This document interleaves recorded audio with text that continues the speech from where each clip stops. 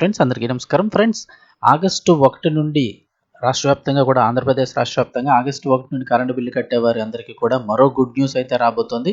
దానికి సంబంధించిన వివరాలు తెలుసుకుందాము. వీడియో పూర్తిగా చూడండి. అలాగే తప్పకుండా లైక్ చేయండి. మరిన్ని అప్డేట్స్ కోసం ఛానల్ని సబ్స్క్రైబ్ చేసుకోండి.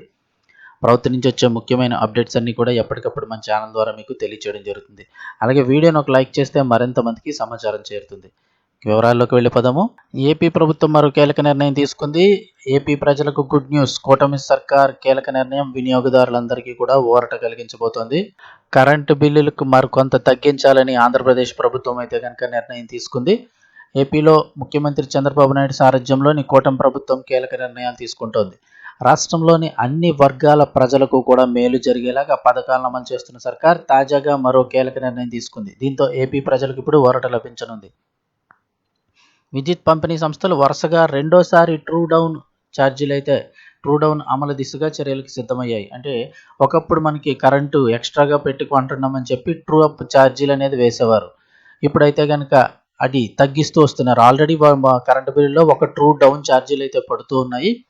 ఇప్పుడు రెండోసారి మళ్ళీ ట్రూ డౌన్ ఛార్జీలు అయితే వేయబోతున్నారు. అంటే మరికొంత తగ్గనున్నాయి యూనిట్ మీద. అంటే విద్యుత్ ఛార్జీల భారాన్ని తగ్గించేందుకు అడుగులు వేస్తున్నాయి. యూనిట్కు ఎంత తగ్గుతున్నాయంటే మరో 13 పైసల భారం అయితే తగ్గించనున్నాయి. ఒక యూనిట్కి కూడా 13 పైసలు తగ్గనున్నాయి. ఆల్మోస్ట్ ఒక 200 యూనిట్లు అలా అన్నా కనుక మీకు ఇంట్లో కరెంటు బిల్లు వచ్చినట్లయితే 26 రూపాయల నుంచి 30 రూపాయల వరకు కూడా మరికొంత బిల్లు అయితే తగ్గే అవకాశం ఉంది. ఏపీ ఈఆర్సీ ఆమోదం రాగానే తగ్గింపు అమల్లోకి వస్తుందని అధికారులు పేర్కొంటున్నారు. 2025-26 ఆర్థిక సంవత్సరానికి సంబంధించి డిస్కంలు ఏపీ ఈఆర్సీకి సంబంధించిన ఇంధన సర్దుబాటు ఖర్చు అంటే fuel and power purchase cost adjustment ఈ ఛార్జీల్లో 940 కోట్లను మిగులుగా చూపాయి. ట్రూ డౌన్ సహా అవి ఇచ్చిన వివరాలను ప్రజాభిప్రాయ సేకరణ తర్వాత ఏపీఆర్సీ ఆమోదించనుంది. ఆ తర్వాత 900 కోట్ల టోను కూడా ట్రూ డౌన్ చేసి యూనిట్పై 13 పైసల వరకు కూడా భారాన్ని తగ్గించే అవకాశం ఉంటుంది. ఇదే జరిగితే రాష్ట్ర చరిత్రలో వరుసగా రెండోసారి విద్యుత్ ఛార్జీలను ట్రూ డౌన్ చేసిన ఘనత కూటమి ప్రభుత్వానికి అయితే దక్కనుంది. ఎన్నికల సమయంలో విద్యుత్ వినియోగదారులపై అదనపు ఛార్జీల భారం వేయమని మా కూటమి అయితే హామీ ఇచ్చింది. అందుకు అనుగుణంగా ప్రస్తుతం ప్రభుత్వం అధికారంలోకి వచ్చిన 2 ఏళ్లలో విద్యుత్ వినియోగదారులపై అదనపు ఛార్జీలు వేయకుండా జాగ్రత్తలు తీసుకుంటోంది. వినియోగదారులపై ట్రూ అప్ ఛార్జీల భారాన్ని తగ్గించేందుకు బహిరంగ మార్కెట్లలో కొనుగోళ్లను ప్రభుత్వం నియంత్రించింది.